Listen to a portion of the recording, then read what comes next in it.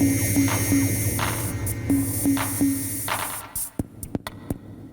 let's look at changing the belts on the MT8X. These cables we disconnected from a board that's attached to the plastic case. However, it looks like these are double-ended cables. I'm not suggesting that you necessarily do this, but just to make it a little bit visually more clear, I'm going to detach those from this little circuit board here. There's one screw here, one here, one here, one here.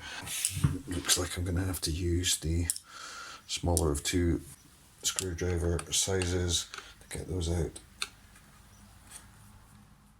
So I've just removed the screws off screen. 3 were about 1 centimetre long, but the 4th one has a completely different ferrule. I mean, it's the same diameter of the shaft, but a very narrow ferrule here, and you can see it's much longer with a smooth shank of about 1.5 centimetres. That was in that top right corner nearest to this ribbon cable connecting to the motor. So that one is obviously passing through this plastic mounting post and into grooves here. Looks like I need to pull that back a little bit. Basically there's 2 tabs here fitting into 2 slots down here. So yeah, there's just 2 belts on this. It's a very short little square section one and a longer flat section one. I'll get dimensions for those in a minute, but clearly this one is the capstan belt and this one is your control unit. Now where's that? It's just fallen out of. I'll need to figure that out. In fact, that must be going into that space there. Here it's turning this cog here.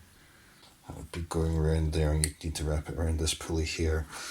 Whereas the long belt is going to go around this flywheel here, and then you would wrap it around this pulley here.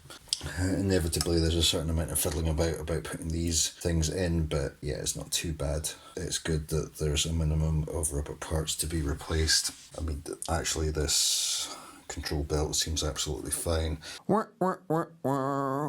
First mistake. Even if this little belt looks okay, replace it. I'll cut in some footage here of what happens if you don't replace it. Tricking this into thinking it's got a cassette player in it. Press and play. Watch this reel. Stop. Stop. Stop. And stopping altogether. Basically you get this thing where it'll play for 10 seconds then stop. And what's happening there is if that belt's at all dry or at all loose, then it will slip. Because the belt's slipping, the logic system thinks that the take-up reel has stopped spinning, and so auto stop is evoked. And I was pulling my hair out. I thought that there was all sorts of stuff wrong with the control board. I ended up recapping it, buying new motor control chips and all sorts of things, because I thought it was a glitch in the real motor's performance. But no, it was just I hadn't changed this belt. So don't cut corners here, guys. You can see there's a kind of kink in it here. I mean, that's probably not going to produce that much wear and flutter. It's not a completely dry feeling, but I probably will replace it for the client. Imagining you needed to change the pitch roller, you can see this is the kind that will just pop out. I can just lever that out with a flathead screwdriver. It's falling. I'll fish that out once I'm off camera, but I mean there's a little bit of shiny surface. You can see where the tape residue is rubbed against the rubber, but if I just use very diluted detergent like I'd use to clean dishes and then follow up with clean water and then dry, then that's fine. People talk a lot about like using rubber renew and all these kind of things on old rubber in order to recondition it. I'm of the school of thought that if the rubber needs conditioning, you may as well replace it. I mean, for instance, I've got this stuff, Patting Clean, Peat Roller Cleaner and Restorer. So that's meant to make rubber on the way out last a little bit longer, but I mean, it's horrible stuff, it smells terrible, it's probably awful for the environment, and you don't really want any of that getting on your cassette.